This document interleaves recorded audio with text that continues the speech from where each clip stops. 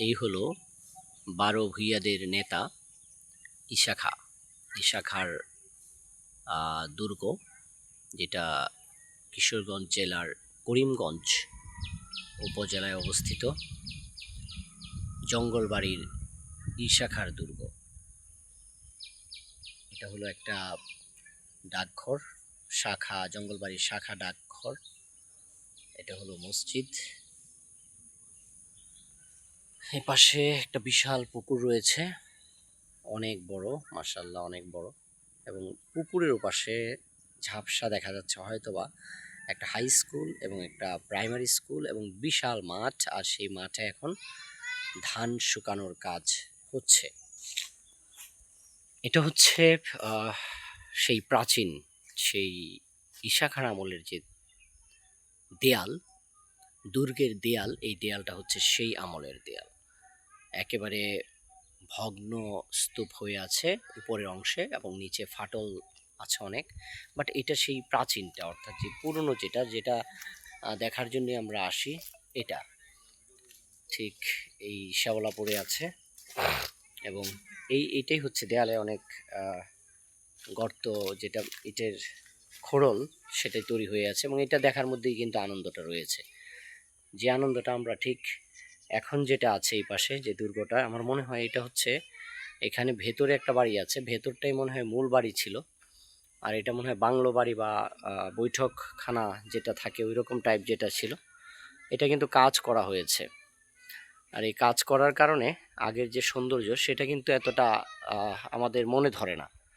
হ্যাঁ, এই যে এই দেয়ালটা আর এই দেয়ালটার মধ্যে কিন্তু পার্থক্য আছে। এই দেয়ালটার যে সেই পুরনো স্ট্রাকচার, বাট এগুলোর মধ্যে অনেক কাজ করা হয়েছে, হয়তো রং চুন কালি এরকম করা হয়েছে। ভেতরটা দেখাবো, ভেতরটা কাজ হয়েছে অনেক, দরজা জানালা এগুলো লাগানো হয়েছে।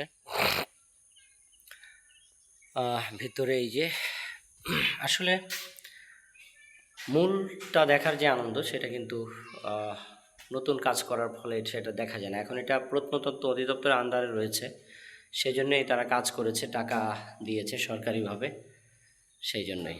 এটা হচ্ছে ভিতরের অংশ, এটা প্রথম ঘর।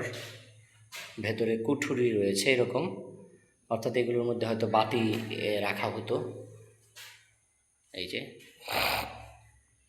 এখানে একটা দর্শনার্থীদের জন্য প্রদর্শন করার জন্য হয়তো কিছু জিনিস পাওয়া গেলে সেটা করবে। এখানে মসনাদি আলা ঈশা খাঁ, জন্ম 1536 খ্রিস্টাব্দ, মতান্তরে 1537 খ্রিস্টাব্দ, বর্তমান ব্রাহ্মণবাড়িয়া জেলার সরাইল উপজেলায়।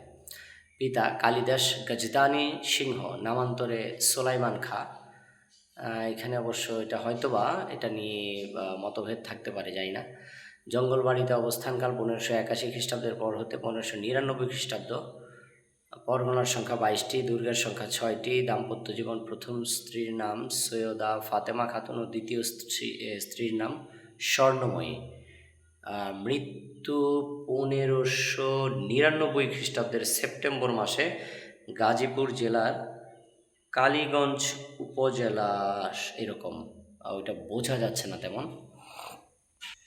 এই যে দ্বিতীয় কক্ষটা প্রথম কক্ষের থেকে অনেক বড়, এবং এখানে এরকম জানালার মতো ছিল।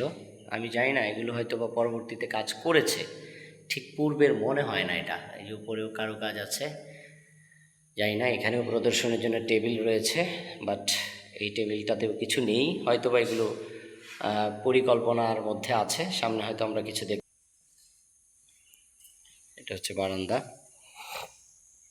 এটা তৃতীয় কক্ষ, এবং তৃতীয় কক্ষেও একটা টেবিল রয়েছে, এবং এই টেবিলটা খালি, সব টেবিলই খালি।